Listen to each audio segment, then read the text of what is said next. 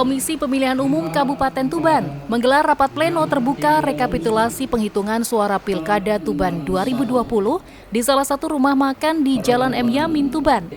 Rapat pleno terbuka yang digelar mulai Selasa siang hingga malam tersebut diikuti seluruh panitia pemilihan kecamatan di Kabupaten Tuban, Bawaslu Tuban, Forkopimda, dan saksi dari masing-masing paslon. Pleno diawali dengan pembacaan hasil rekapitulasi penghitungan suara tingkat kecamatan. Satu persatu perwakilan PPK dan Bawaslu Kecamatan membacakan hasil rekapitulasi dari masing-masing kecamatan.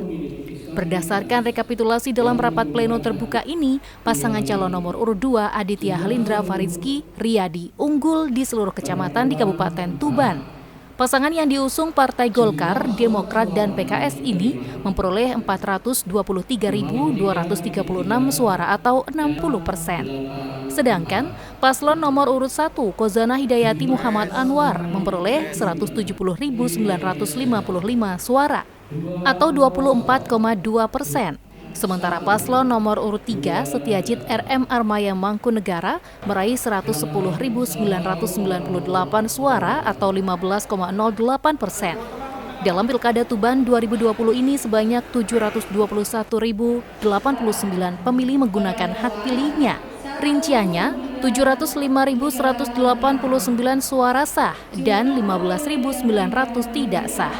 Komisioner Divisi Hukum KPU Tuban Kasmuri mengatakan partisipasi pemilih pada Pilkada Tuban 2020 ini mencapai 76% atau sebanyak 721.089 orang.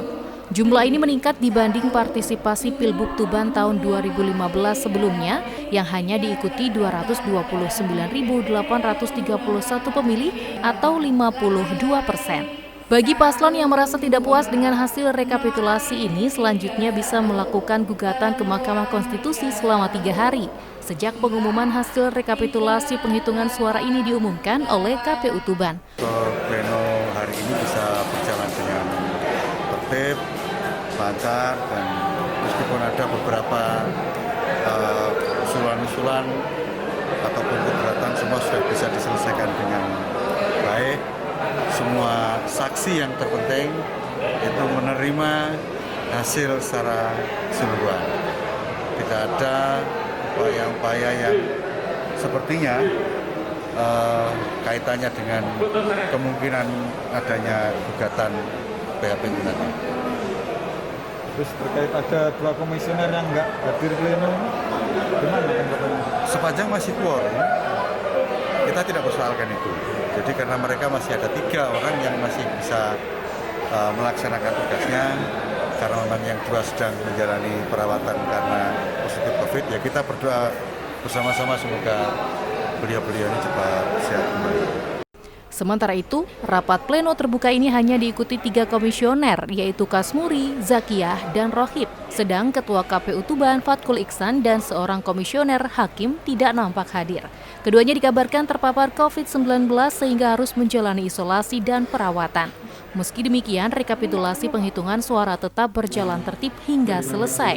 Selain itu, seluruh saksi juga menerima hasil dari rekapitulasi ini. Hari ini kita hanya sekedar menetapkan rekapitulasi penghitungan suara, dan hasil perolehan suaranya yang unggul adalah pasangan calon 2. Untuk jumlah partisipasi pemilih sendiri?